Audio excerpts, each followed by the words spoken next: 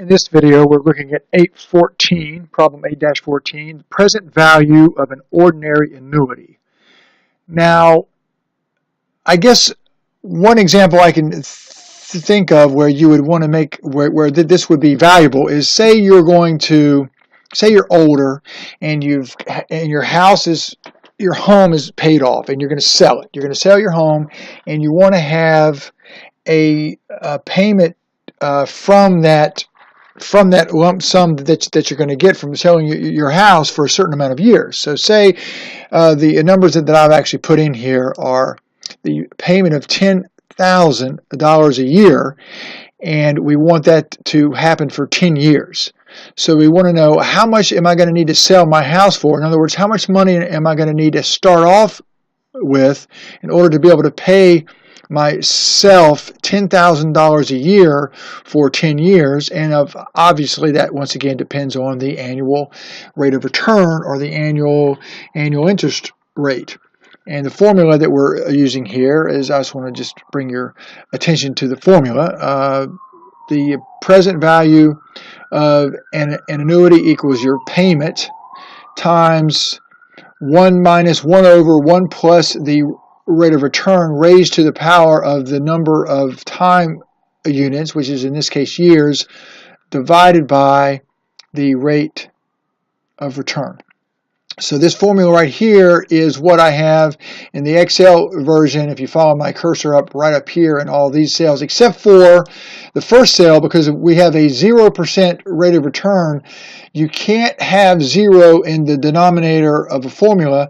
So in this case right here, you simply, if you're not going to have any rate of return at all, in order to be able to pay yourself $10,000 a year for 10 years, you just have to have 10,000 times 10. So right here is just simply the payment times the number of years.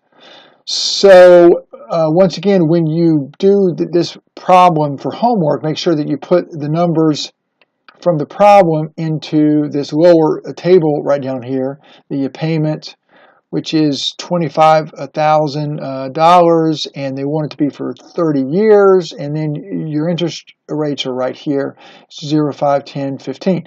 Now you can see that, what happens if I change these, or I will show you, or you can play around with this all you want, but let's just say I want more than that. I mean, I can't live off $10,000 a year. I need $100,000. So if I change this to $100,000, and I change all these to 100, let's do it like this real quick, you can see that I must sell my house for a whole lot more, right? And let's say, you know what, I'm pretty healthy. I'm going to need this for more than 10 years. I'm going to need this for 20 years. So if I change that, then you can see it's even a whole lot more, right?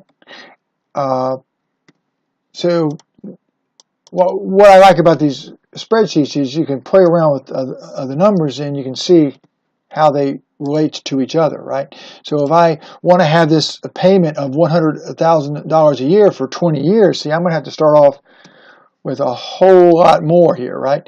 Now, if I can find some great place to put my money that earns a really high rate of return, let's say 20%, which is probably impossible, but let's just say for the sake of argument we can, then you can see I don't need nearly as much. So the higher your rate of return on your present value of your annuity, the less you have to start off with in order to pay yourself what you want over whatever period of time that you want to do it, right?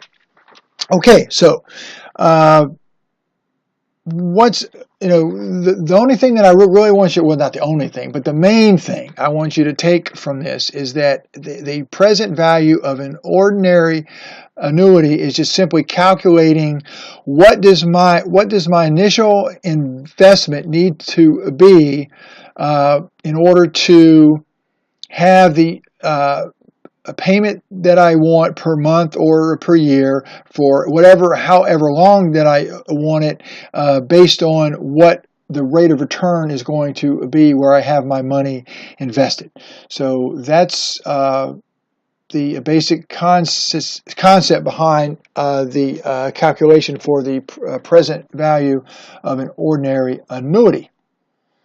Okay, make sure that you put your answers in this bottom one. Okay? Alrighty.